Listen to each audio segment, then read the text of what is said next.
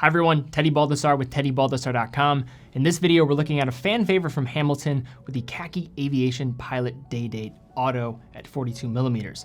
So in this video and on this channel, we cover watches available for purchase on our website, TeddyBaldassarre.com, as a full authorized dealer. So in this video, deep dive looking into this watch, also final points of consideration at the end. But if you're looking for more information throughout this video, check out the link in the description to the product page where you can learn more, book a time with one of our dedicated watch specialists, and purchase the watch. But guys, let's jump into the video, take a closer look at this watch.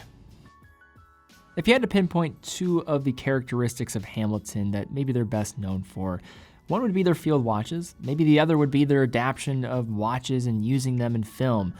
And today we're looking at a watch that marries those two ideas with the Khaki Aviation Pilot Day Date Automatic at 42 millimeters. This watch has become a beloved model within Hamilton's collection for its value, finish, as well as being seen in the movie Interstellar. On the wrist, this piece exhibits a surprisingly substantial wrist presence, which is going to be one of the talking points we can discuss. It comes in at 42 millimeters in diameter, but a pretty compact lug-to-lug dimension of 47.6 millimeters when measuring with our calipers, and a case height of 12 millimeters.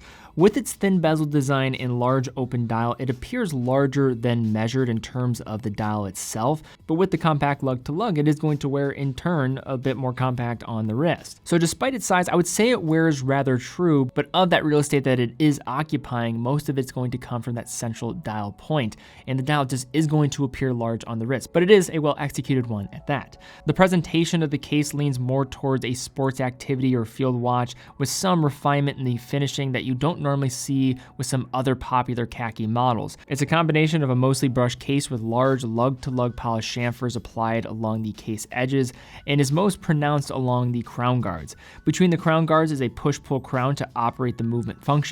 It's designed with large, easy-to-grip grooves along the sides, as well as a sign top with the Hamilton H emblem. Hand winding is done at that first position, while the day-date adjustment are done in the second position. Pull the crown to the third and furthest pulled out point to advance the hands and adjust that time while stopping the second hand in the process, so hacking seconds here. And despite not being a screw-down crown, the piece still manages to have a nice water resistance of 100 meters.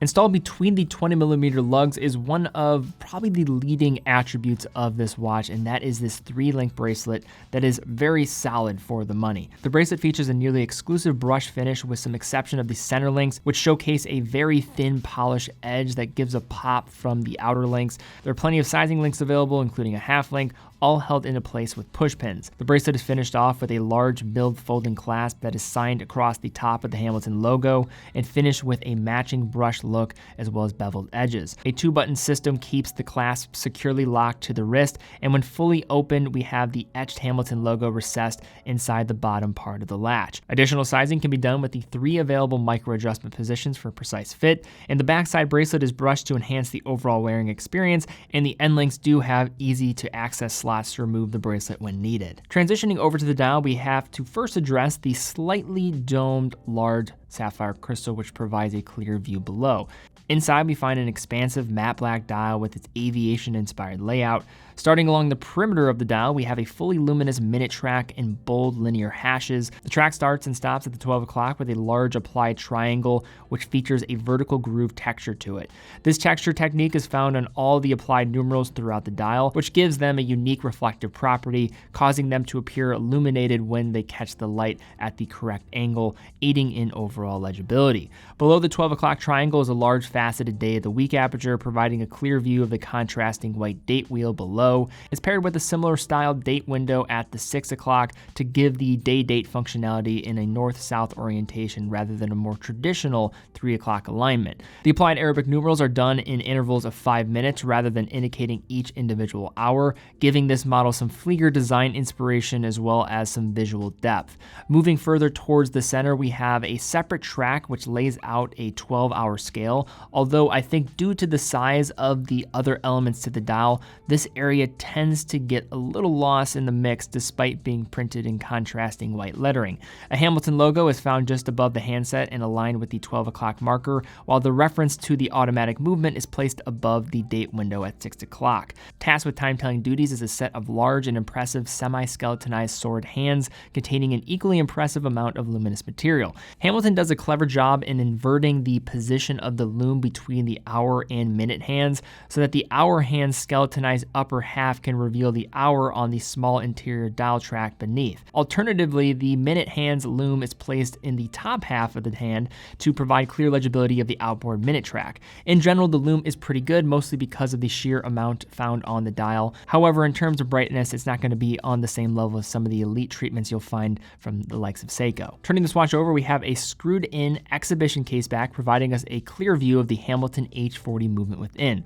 The H40 is a modified version of the ETA 2834-2, taking the base 4 Hz movement and slowing it down to 3 Hz, and modifying the gear train and barrel system that improves efficiency to extend the power reserve out to 80 hours. In terms of finishing, this movement tier offers very basic utilitarian finishing levels that are not uncommon in the Khaki collection. It's only on the skeletonized rotor where we see much of a way of finishing, as it features a vertical brush to the anterior surface in a texture lower section. As with this family of movements, the H40 is going to get some modifications to the balance assembly. It's going to opt for going away from the traditional regulator pin system. This is going to help immensely in the area of shock, but this can create challenges with regulating these watches yourself when it comes to the lack of traditional regulator pins. Out of the box, these movements are generally quite accurate, and this particular piece, just looking at this one as an anecdotal example, was running within cost parameters for day-to-day accuracy when testing at 5 different positions. In terms of the operation here, we're looking at 21,600 vibrations per hour, 3 Hz. It does feature hacking and hand winding, hacking stopping the second hand when you pull the crown to the farthest position,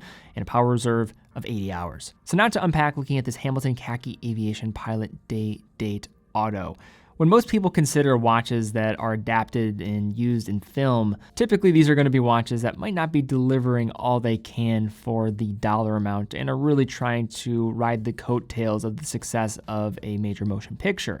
In this instance, though, that is not the case here, as this watch, regardless of whether it has a connection to Interstellar or not, is a phenomenal watch for the money.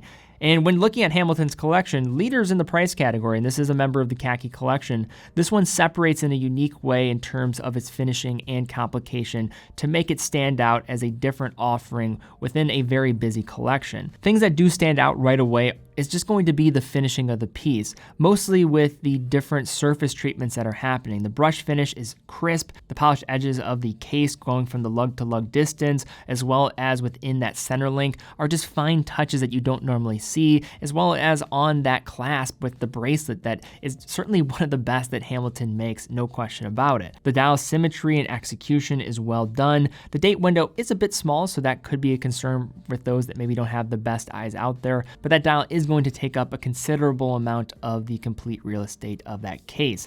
And that case is probably going to be the number one downside, or maybe the limiting factor, I should say, for consumers out there. At 42 millimeters and wearing pretty true to that size, maybe not from the lug to lug dimension, but elsewhere with just how large that dial is going to appear with that thin outer bezel, could size some people potentially out of this timepiece. But if that is not as much of an issue for you, you just have a lot going for you with a piece like this. You have the cinematic connection, you have a well-designed piece, great symmetry, finishing on the bracelet as well as the case, reliable movement with a nice power reserve and 100 meters of water resistance, all for coming under the price of $1,000. This is one of Hamilton's best executions and a fan favorite for good reason. All right, everyone, thank you so much for watching. If you did enjoy this video, you found it helpful, please give it a thumbs up, subscribe, and hit the bell icon. That really does help out the channel. Do appreciate that in the process as well. And also, if you're in the market for this watch, check it out. It's available on TeddyBaldassarre.com. TeddyBaldassarre.com is a full authorized dealer of all the brands that we carry, quick and fast fulfillment, dedicated customer support, also offer a full factory warranty for all the products that we offer. We also offer price match, so if you see one of our products for cheaper at another authorized dealer, fill out the form and we'll be in touch with you. And finally, 9 out of every $10 that we generate goes right back into the content here, as well as on our main channel, trying to help foster a new generation of watch enthusiasts in the process. But guys, thank you again so much for watching. Be well, and I will see you all very soon.